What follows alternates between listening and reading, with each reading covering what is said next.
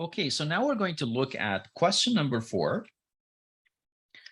And question number 4 is saying, what are we working on now? Are we aligning with the current organization's vision? As you can see, it's clearly connected to question number 1. And it's getting us to sit back and more specifically think about what are the activities that we have in progress right now, that we're working on right now. And again, are we aligning with the current organization's vision? And we did mention the fact that you want to make sure that, at least to you in the beginning, you have very clear path to how what you're working on now connects all the way to what the business is trying to achieve at a larger scale. And it's important to keep asking this question because it will actually fire you up and remind you that you need to constantly connect with your team and keep mentioning that strategic backdrop. It's sort of like the why we're doing what we're doing and how important it is, why it's important. People need to hear you reiterating that from time to time, so that then their level of passion, their level of engagement, they feel that they're working on something slightly more important than something else, and it has value, and that you're looking at that value and other leaders are looking at that value, and that hopefully you're also taking the time to speak up about your team's work and your team's success with other leaders. And you're starting with, this is what the company is trying to achieve. These are the activities that we're working on in order to help with that particular goal. And now you're doing it not just to sort of say, look at my team, but you're basically saying, look at the strategic vision, look at what the company is trying to accomplish, look at the activities that we're working on in order to help achieve those activities and those goals.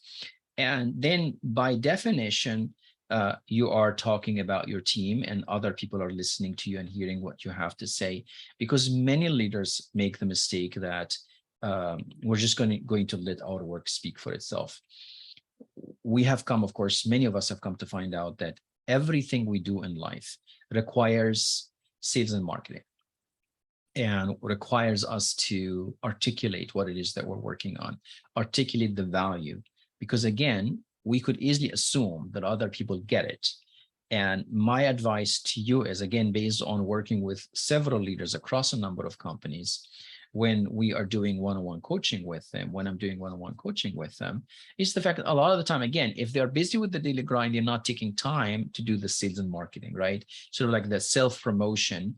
And I just described to you how we do it in a way that doesn't come across as self-serving, but it's actually more about reminding people what the strategic backdrop is, why we're doing what we're doing, the specific activities that we are working on, the kind of achievements we're doing in order to bring us closer to that strategic goal. And then you can, yes, highlight the team members and so on, so that people see that, oh, your team is actually working on these strategically valuable activities, and you need to do this on a regular basis. Everything you have to do, you have to think of it more as a campaign, a communication campaign that you have to be constantly doing. And this meeting on a weekly basis will remind you, have you actually spoken with your boss about what your team is doing?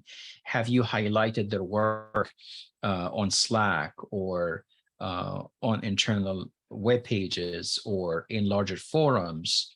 Because the more you actually highlight what they are doing, it's highly likely that they will see what they're doing as important, because, hey, look, you're actually making them look really good and it's more visible, and they can see the rewards coming, even in just the words people say about them, recognition and appreciation of what they're doing. Maybe you even have some monetary rewards, but these will only be a complement to the other rewards that they are seeing through the visibility and the recognition that they're getting for the work that they are doing. So we take question 4, we build on it with question number 5. Where are we spending our time? And sometimes this is almost like spring cleaning that you need to do maybe every 60 days. What are some of the things that we need to stop doing? What are some of the things that we need to do more of? And what are some of the things that we need to start doing?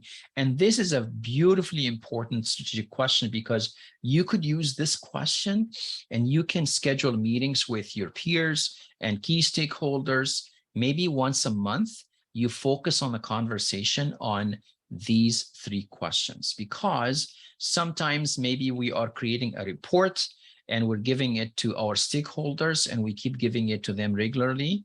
It's something we've been doing for a long time. And we continue thinking, you know what, this is something that they are receiving and they are looking at it and they're amazed by what they are getting. But the reality could be that they get the reports, they don't even open the email, they send it to the trash can. But they never really took the time to tell you that the report is no longer necessary, is no longer something that they find useful. And maybe there's something else that they want, right? So it's important for you to constantly go have these meetings. Remember this idea of you being the CEO of your business and everybody around you is your client, and you want to go and talk to your clients on a regular basis and ask them how we're doing, you know, what's working, what could we do better, and then come back and ask that deeper level question. You know, what are the things that we need to stop doing? What are the things that we need to do more of, and the things that we need to start doing? And you gather this information from several vantage points, and then get together with your team and say, hey, I've done my monthly customer listening tours. I talked with our internal stakeholders. Or maybe based on your role, you have you know, customer facing functions and conversations, and you go talk with them, or maybe partners. And then you come back and you say, here is the result of that research. And you share with them what you have found out. And then based on this, maybe then we need to look at our calendars and see if we have a focus on what people are looking for. Maybe there are some things that we need to take off our calendars, and then start thinking about, are we focused on execution? And that's the next part of that question. Is everybody clear on what it is that they're doing? Do they know who's responsible for what? Are there any opportunities or areas of confusion, or who's doing what? Who's responsible for what? Are we communicating how what we're doing aligns up to the current vision? We did talk about this idea of communicating our team and their success, and constantly doing that sales and marketing. This part is talking to that as well. And here it's asking you to think about, just simply, you know, use that number, the number 3 all the time, makes life so much easier. Focus the conversation you're bringing up on 3 business outcomes that are part of the strategic vision, and how what you're doing maps to those key strategic outcomes. I'll stop here and we'll continue with the template when we come back.